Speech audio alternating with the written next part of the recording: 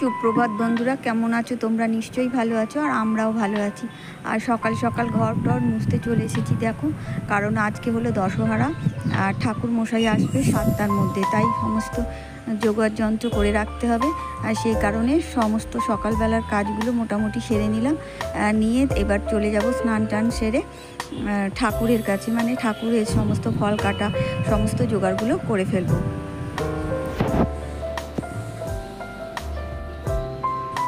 ওই ঘরটা মোছা হয়ে গেছে দেখো, এবার এই ঘরটাও মুছে নিতে এসেছি। একেবারে সব ঘর মানে বারান্দা সব কিছু একেবারে মুছে ফেলবো, তারপরেই স্নান টান সেরে বাকি যে সমস্ত কাজ আছে মোটামুটি সেরে নেব।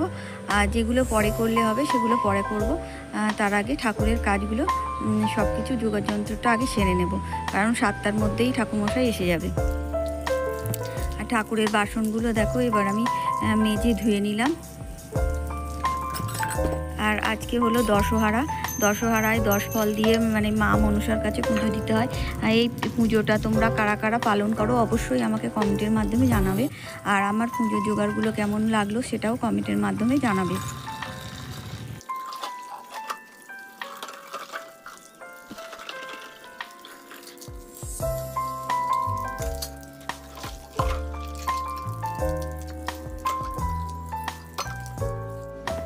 দেখো সমস্ত ঠাকুরের বাসনগুলো ধোয়া মাজা হয়ে গেছে, মেজে তারপর ধুয়ে নিলাম। এবার ফলগুলো কাটবো, তাই একেবারে ধুয়ে নিয়ে চলে যাচ্ছি। আর 10 ফল দিতে হবে, কারণ 10 ফল তো গোটা রাখতেই হবে, দশহরাতে 10 ফল দিতেই হবে। আর মা মনসার পুজোতে কাঁঠালি কলা, দুধ কলা, সন্দেশ একদম তো মাস্ট, এগুলো দিতেই হবে। আর তারপরে তোমরা মানে তোমার ইচ্ছা মতো যা ইচ্ছা ফল দিতে পারো, তাতে কোনো অসুবিধা নেই। দেখো সমস্ত বাসন টাসন মেজে ফল ধুয়ে নিয়ে চলে এসেছি। এবার আমি চন্দন ঘষলাম, সাদা চন্দন আর লাল চন্দন দুটোই আজকে মানে ঘষে রাখতে হবে, কারণ মা মনসার পুজোয় লাল চন্দনও লাগবে। আর সাদা চন্দন আমি কিছুটা ফুলের মধ্যেও মাখিয়ে নেব, বাড়িতে এখানেও ঠাকুরকে পুজো করতে হবে। আর মানে সাদা আর লাল দুটোই আর কি। আবার ঠাকুর মশাইয়ের জন্য একটা বাটিতে করে স্টিলের প্লেটে রেখে দেবো।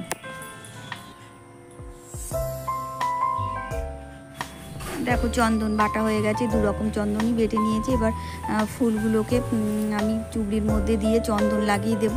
আর বেলপাতাগুলো তো মানে কাটা না, সেগুলো আমি আবার ঠিক করে মানে ছিঁড়ে রেখে দিলাম, কারণ পুজোর সময় এগুলো ছিঁড়তে অসুবিধা হবে, তাই একদম গুছিয়ে ঠাকুর মশাইয়ের কাছে ধরে দেব।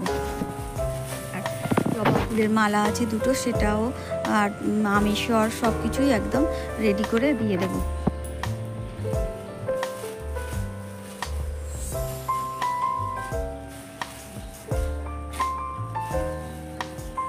আর শাড়ি পরে পুজোর জোগাড়টা করলাম না, জোগাড় করা হয়ে গেলে তারপর আমি শাড়ি পরবো, কারণ হচ্ছে প্রচণ্ড গরমে। আর তাছাড়া ফল পাকড় সব ধুতে গেলে শাড়ি পুরো ভিজে চলে যাবে ঘামেও, সেই কারণে এগুলো সব কিছু গুছিয়ে নিয়ে তারপরে আমি শাড়িটা পরে নেব।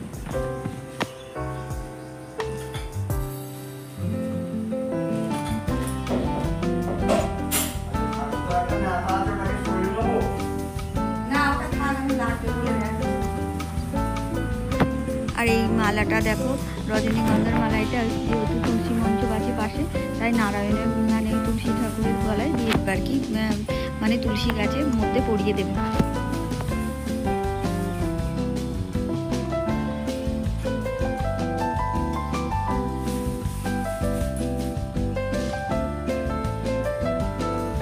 দেখো ফুলের দিকটা তো গুছানো হয়ে গেছে, তো এবার আমি দুধের প্যাকেট থেকে দুধটা কেটে পাথর বাটির মধ্যে দিয়ে দেবো।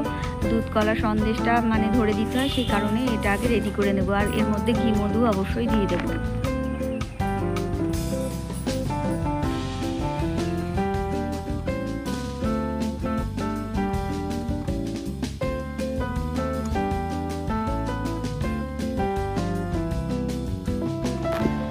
দেখো এবার আমি এইটা রেডি হয়ে গেছে দুধ কলা সন্দেশ দিয়ে। এবার মানে বারকোষের মধ্যে ফল কেটে কেটে সন্দেশও দিয়ে দিলাম, আর বারকোষের মধ্যে এবার আমি ফল কেটে কেটে রেখে দেবো, এই মানে কুচিয়ে দেবো আর কি ফলটা, সেটাই করছি এখন। যারা আমার পুরনো বন্ধু আছে তোমাদের জানাই অনেক অনেক ধন্যবাদ। আর যারা নতুন বন্ধু হয়ে পাশে থাকতে চাইছো তারা অবশ্যই সাবস্ক্রাইব করে আমার পাশে থেকো। আমার সমস্ত মহামাডান বন্ধুদের জানাই ঈদের প্রীতি ও শুভেচ্ছা। কালকে দিনটি তোমাদের খুবই ভালো কাটুক, আনন্দের সঙ্গে কাটুক, তোমাদের দিনটা মানে সব সময় আনন্দে ভরে উঠুক, এই কামনাই জানাই। তোমাদের সাথে গল্প করতে করতে দেখো আমার ফল কাটা রেডি হয়ে গেছে। এদিকে আমি 10 ফলটাও বারকোশের মধ্যে সাজিয়ে দিলাম। দেখো আমার সমস্ত জোগাড়জাটি রেডি হয়ে গেছে। আর এদিকে আমি এখানে এনে রেখে দিয়েছি মানে গ্রিলের ভেতরে, যেহেতু বাইরে ঠাকুরমশাই এখনও আসেনি, কাক পাখি বসে মানে মুখ দিয়ে দেবে আর কি, সেই কারণে সব এখানে এনে ঢাকা দিয়ে রেখে দিয়েছি। আর এখান থেকে নিচে ঠাকুরের কাছে দিতে সুবিধা হবে। তো ঠাকুরমশাই এসে গেছে, দেখো সমস্ত কিছু আমার ধরে দেওয়াও হয়ে গেছে। এবার ঠাকুরমশাই পুজো করতেও বসে গেছে। আর আজকে আমাদের দশহরাতে মানে সাপ করতে হয় 3টে, আর তার মধ্যে লাল চন্দন দিয়ে ফোঁটা দিতে হয়, আর মুখের কাছে দুলপো দিয়ে করতে হয়, দিতে হয় আর কি, ব্যাং আর একটা দুধের বাটিও করে দিতে হয়। তোমাদের কিভাবে পালন করতে হয় সেটা অবশ্যই কমেন্টের মাধ্যমে জানাবে। এছাড়াও আমাদের অনেক বিধিনিষেধ আছে। আজকে আমাদের হচ্ছে মানে একদম রান্না করতে নেই, আগের দিন পান্তা রান্না করে জল দিয়ে রেখে দিতে হয়, সেটাই খেতে হয় আলু সিদ্ধ দিয়ে, তেল খাওয়া যায় না। তো দেখো আমি পান্তা করে রেখে দিয়েছি, এটা তোমার দাদা ভাই আর বাবু খেয়ে নেবে, আর আমি যেহেতু উপোস করে আছি রুটি খেয়ে নেব। আর এখানে আলু সিদ্ধ বসিয়ে দিয়েছি। আর আজকে দেখো ডাল সিদ্ধও করেছি, সব কিছু ঘি দেওয়া আছে। প্রিয় বন্ধুরা, রাত্রে আমাদের দই চিড়ে খেয়ে থাকতে হয়। তো আজকেও আমি এভাবেই বিদায় নেব, আবার কালকে একটা নতুন ভিডিও নিয়ে তোমাদের সামনে চলে আসবো। ততক্ষণের জন্য তোমরা অবশ্যই ভালো থেকো, সুস্থ থেকো আর আনন্দে থেকো।